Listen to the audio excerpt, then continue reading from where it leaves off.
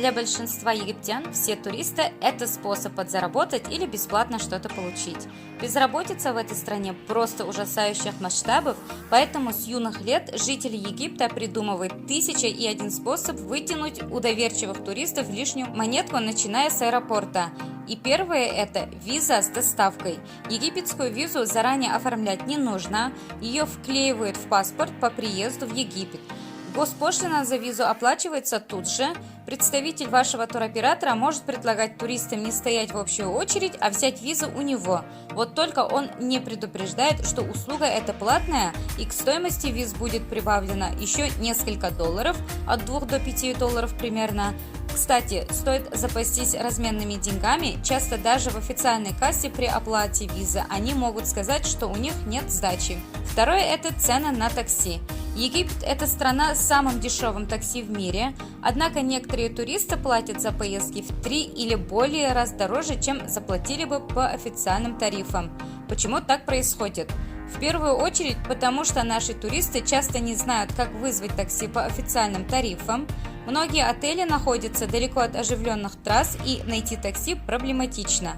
А в холле отеля как раз сидит агент с листочком с ценами. Удобно, но в 3 раза дороже. Конечно, в отелях в оживленных частях курортов ситуация лучше. Здесь легко поймать такси прямо на улице, однако и здесь таксисты любят получить лишнего с туристов. По счетчику не ездят, а просят фиксированную плату, которая в 2 раза или больше превышает стоимость по счетчику. Лучше узнавайте способы вызова официального такси и заранее поинтересуйтесь расстоянием поездки, чтобы знать справедливую цену. Третье – пляжные полотенца. В большинстве пляжных отелей туристам выдают при заселении специальные карточки. По этим карточкам туристы получают пляжные полотенца. В условиях проживания четко сказано, что все карточки туристы должны сдать в конце проживания, а за утерю карточки или полотенца положен штраф. Штрафы большие, от 10 до 30 долларов, что никак не вяжется с качеством полотенец. Такое полотенце в России можно купить в супермаркете за 300 рублей. Естественно, ситуация утери вами полотенца очень выгодна отелю, так как он продает полотенце стоимостью 5 долларов за 20 долларов.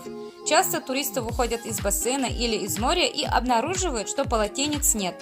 Конечно, его кто-то мог взять по ошибке, ведь все полотенца одинаковы по внешнему виду. Но встречаются отели, где по территории ходит специальный человек из персонала и собирает полотенца, которые показались ему бесхозными. Таким способом отель зарабатывает на туристах, хотя и бесчестным образом. Рекомендую брать пляжные полотенца с собой, причем такие, чтобы их никак нельзя было спутать с отельными. Карточки спрячьте в сейф, чтобы их случайно не забрал уборщик. Катание на животных. Во всем, что касается животных, нужно усвоить 2 момента. Цену и валюту оговаривать сразу и запомнить, что бесплатно здесь ничего не бывает, даже погладить верблюда. Самый известный обман – покататься на верблюде 5 долларов, слезть с верблюда 15 долларов. Очень часто, если в начале катания оговорили цену, но не оговорили валюту, начальная цена в 30 фунтов может превратиться в 30 долларов. Во время катания вам могут предложить положить вещи в сумку на верблюде, чтобы руки были свободны. Все вещи, которые вы положите в сумку на верблюде, станут заложниками, и вы не сможете их забрать, пока не согласитесь на условия хозяина верблюда. Официальные лица. Больше всего таких мошенников в районе достопримечательностей. Они обычно подходят к туристам и просят оплатить штраф за фотографирование в неположенном месте или просят показать разрешение на съемку.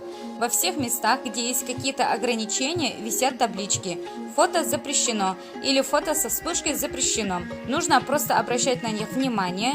Если это официальное лицо очень настаивает на оплате штрафа, предложите ему прогуляться до администрации достопримечательности, где дежурит настоящая охрана и где смогут объяснить, что именно вы нарушили. Такие же официальные лица могут на ходу выдумывать штрафы, которых нет, и продавать билеты туда, где вход бесплатный. Добровольные помощники. Туристу видно издалека. Желающих помочь за бакшиш найдется великое множество, и дорогу перейти, особенно в Каире. И на рынке показать лавку с самыми выгодными ценами, и фрукты выбрать, и в хамам проводить. Бывает так, что такая помощь окажется даже кстати.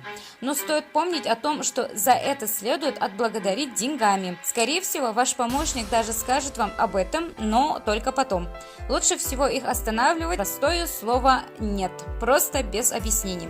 Седьмое. В отеле спрятанные вещи. Изобретательные администраторы нередко требуют доплаты уже при заселении в отель, например, за хороший номер с видом на море или за дополнительную кровать, которая и так уже оплачена. А при выезде стоит быть внимательны с вещами и тщательно осматривать номер, чтобы не попасться на такую уловку.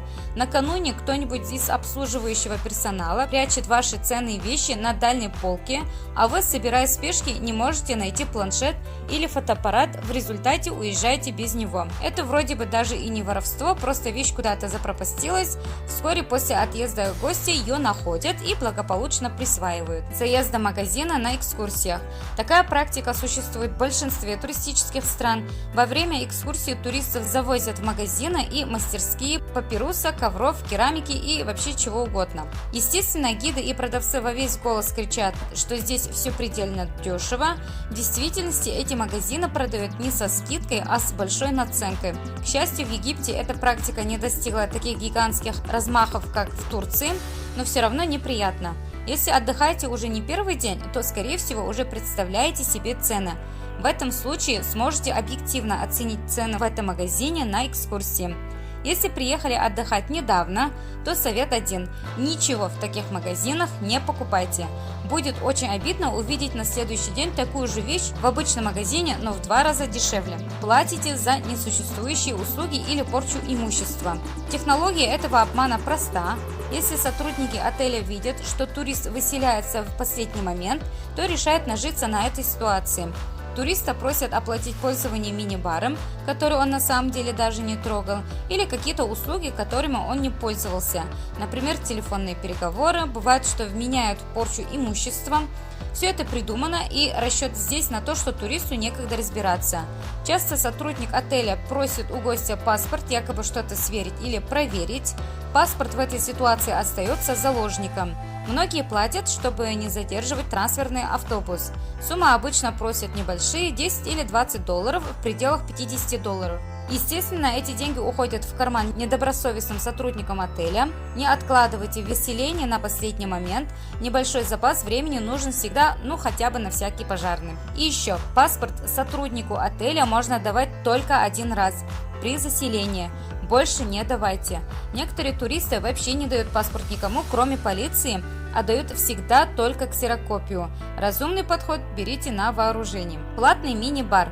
Вы едете в отель по системе All Inclusive и логично полагаете, что все прохладительные напитки и алкогольные напитки местного производства включены в стоимость проживания. Вы приезжаете в отель уставшим и видите в холодильнике номера бутылочку холодного пива. Вы точно знаете, что это пиво местного производства, и оно должно входить во все включено. Уборщик заботливо добавляет в холодильник новые бутылки взамен выпитых, и жизнь кажется прекрасной, так как до бара даже ходить не надо. Отдых удался. При выезде из отеля вам выставляют счет, оказывается, что все содержимое мини-бара платное, и неважно, местные это напитки или нет. Но суть развода не в факте платного мини-бара, а в цене его содержимого. За бутылку египетского пива просят около 6 долларов, что никак не соответствует его качеству. В магазине оно стоит в 3 раза дешевле.